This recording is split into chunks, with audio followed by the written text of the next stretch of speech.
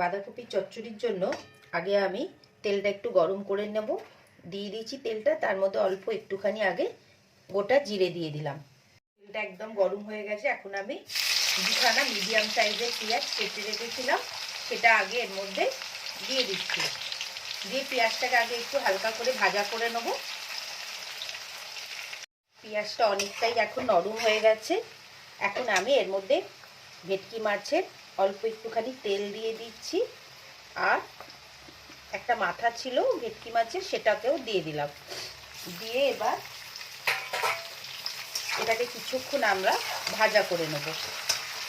খুবই টেস্টি হয়। আমি এটা ভেটকি মাছ দিলাম, আপনারা এখানে রুই, কাতলা, যে কোনো মাছের মাথা দিয়ে এই বাঁধাকপির চচ্চড়িটা বানাতে পারেন, খুব টেস্টি হয়। আমি তো প্রায়ই বানাই, সেই জন্য আপনাদের সাথে এই রেসিপিটা শেয়ার করছি।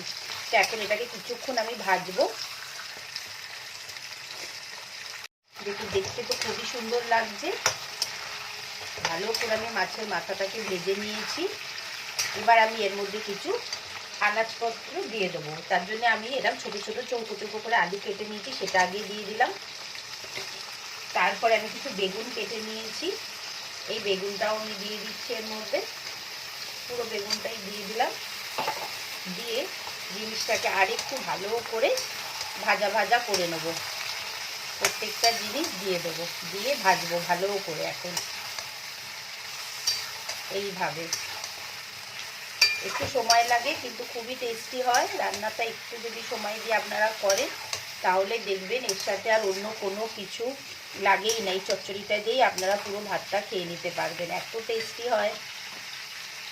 অনেকক্ষণ ভেজে নিয়েছি। এবার আমি কিছুটা টমেটো আর কাঁচা লঙ্কা দিয়ে দিচ্ছি, আর তার সাথে অল্প করে কড়াইশুঁটিও দিয়ে দিলাম। দিয়ে আরও 5 মিনিট মতো এটাকে একটু ভাজা করে নিচ্ছি। মশলাগুলো এবার আস্তে আস্তে এক একটা করে আমি দেবো। তার আগে আরও 5 মিনিট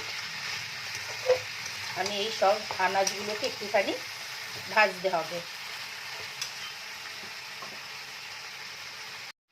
এগুলো সব ভালো করে ভেজে নিয়েছি। এবার আমি আদা রসুন বাটা দিয়ে দিচ্ছি এর মধ্যে। আমি এখানে 3 চামচ মতো আদা রসুন বাটা দিলাম। দিয়ে জিনিসটাকে ভালো করে আদা রসুনটাকে একটুখানি নাড়াচাড়া করে নিলাম। আর একদমই এর মধ্যে জল লাগে না, বাঁধাকপি থেকে যেই জলটা বেরোবে তাতেই রান্নাটা হয়ে যাবে। এবার আমি কিছু গুঁড়ো মশলা দিয়ে দিচ্ছি, অল্প একটু হলুদ দিয়ে দিচ্ছি, অল্প একটু গুঁড়ো লঙ্কা দিয়ে দিলাম। ঝালটা আপনারা আপনাদের প্রয়োজন মতো দেবেন। আমরা একটু ঝাল খাই বেশি, সেই জন্য একটু বেশি ঝাল দিলাম। এবার কাশ্মীরি লঙ্কা দিয়ে দিচ্ছি। এই 3টে মশলাই দেবো, আর কোনো মশলা এখানে লাগবে না। এবার জিনিসটাকে আমি ভালো করে এখন একটু কিছুক্ষণ কষবো। একটুখানি কষে নিচ্ছি এইভাবে। এবার আমি এর মধ্যে আস্তে আস্তে বাঁধাকপিগুলো দিয়ে দিলাম। যেভাবে আমি করছি স্টেপ বাই স্টেপ আপনারা ওইভাবে একটু করার চেষ্টা করবেন, তাহলে দেখবেন খুবই সুন্দর টেস্ট হবে। আর এর মধ্যে জলও লাগবে না, এই বাঁধাকপির জলেই পুরো চচ্চড়িটা হয়ে যাবে। পুরো বাঁধাকপিটা আমি এখন এইভাবে দিয়ে দিচ্ছি। দিয়ে একটা কিছু চাপা দিয়ে, আর গ্যাসের ফ্লেমটাকে এখন আমি সিম করে রাখবো।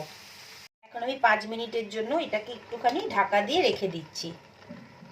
এবার আমি ঢাকাটা খুলছি। খুলে একবার এই জিনিস সবগুলোকে ওপর নিচ করে দেবো।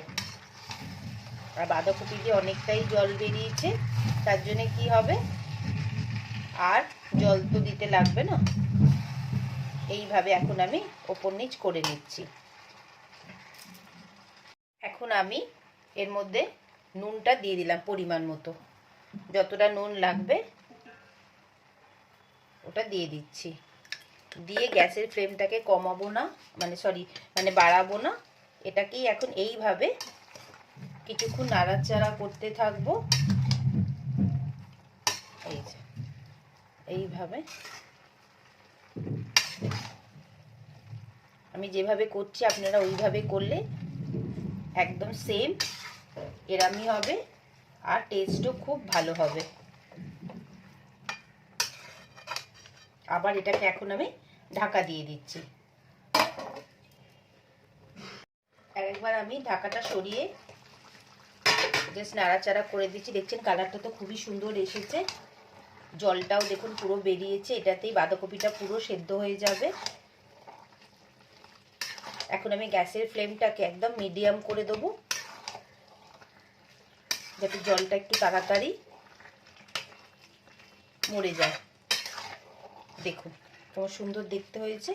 আরও ভালো লাগবে যখন এটা কমপ্লিট হয়ে যাবে পুরো।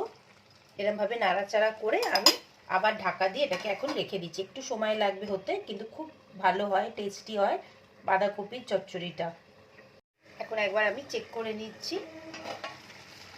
দেখুন জলটা অনেকটাই মরে গেছে। এখন আমি গ্যাসের ফ্লেমটাকে বাড়িয়ে দিয়েছি, বাড়িয়ে দিয়ে এটাকে ভালো করে নাড়াচাড়া করে যাতে তলাটা না ধরে যায়, মাঝে সাঝেই একটু ঢাকাটা, আর ঢাকা বন্ধ করব না, কারণ বাঁধাকপিও গলে গেছে, আলু বেগুন সবই গলে গেছে। এখন শুধু জলটা মরে একদম শুকনো করার ওয়েট আমরা করব। তো এখন আমি গ্যাসটাকে আর ঢাকা দিচ্ছি না, মানে চচ্চড়িটাকে ঢাকা দিচ্ছি না, আর গ্যাসের ফ্লেমটাকে একদম বাড়িয়ে রেখেছি। আর গন্ধটা খুব সুন্দর আসছে। দেখুন একদম জলটা আস্তে আস্তে আস্তে আস্তে মরে যাচ্ছে। আর আরেকটুখানি হবে, এই যে আমি একদম সামনে থেকে আপনাদেরকে দেখাচ্ছি। দেখুন আর খানিকক্ষণ, আর 5-7 মিনিট হলেই পুরো জলটা একদম শুকিয়ে যাবে। তখন আমি ঘি গরম মশলা দিয়ে নাড়াচাড়া করে এটাকে বন্ধ করে দেবো। দেখুন কালারটা কি সুন্দর এসে গেছে। এখন আমি ঘি গরম মশলাটা দিয়ে গ্যাসটা বন্ধ করে দেবো। এবার আমি খানিকটা এখানে ঘি দিয়ে দিচ্ছি, আর অল্প করে গরম মশলা দিয়ে দিচ্ছি। একটু গরম মশলা দিয়ে দিলাম, দিয়ে জিনিসটাকে সুন্দরভাবে মিক্স করে দিচ্ছি। দিয়ে এটাকে আমি অন্তত 10 মিনিট এখন বন্ধ করে এইভাবে রেখে দেবো। এখন আমি এই যে দেখুন, আমি সামনে দিয়ে আপনাদের একবার দেখাই। এই যে দেখুন এরম দেখতে হয়েছে। এখন আমি এটাকে 10টা মিনিট এইরমভাবে ঢাকা দিয়ে গ্যাসটা বন্ধ করে রেখে দিচ্ছি। বাঁধাকপির চচ্চড়িটা রেডি হয়ে গেল। কেমন দেখতে হয়েছে আপনারা দেখুন, কেমন সুন্দর দেখতে হয়েছে। অবশ্যই আপনারা বাড়িতে একবার ট্রাই করবেন, করে আমাকে জানাবেন যে কেমন লাগলো আপনাদের বাঁধাকপির চচ্চড়িটা। বাঁধাকপির চচ্চড়িটা কেমন লাগলো অবশ্যই আমাকে জানাবেন। আর আমার রেসিপিগুলো যদি আপনাদের পছন্দ হয় তাহলে অবশ্যই লাইক কমেন্ট সাবস্ক্রাইব করবেন, আর আমার চ্যানেলটাকে ফলো করবেন। আর কমেন্টে অবশ্যই জানাবেন যে আপনাদের কেমন লাগলো, আর আপনারা কি কি রান্না দেখতে চান সেটা আমাকে কমেন্ট করলে আমার খুব ভালো লাগবে। আর পুরো ভিডিওটা স্কিপ করবেন না, পুরো ভিডিওটা দেখবেন। তো চলুন আবার আমি আরেকটা নতুন রান্না নিয়ে খুব তাড়াতাড়ি আসবো।